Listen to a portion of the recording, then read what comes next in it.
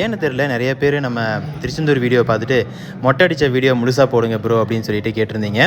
So உங்களுடைய ஒரு வேண்டுதலுக்கு இணங்க இதை நம்ம வந்து பார்த்திங்கன்னா அப்லோட் பண்ணுறேன். எல்லாமே வந்து பார்த்திங்கன்னா கம்ப்ளீட்டாக ரெக்கார்ட் பண்ணல, விட்டு தான் ரெக்கார்ட் பண்ணோம்.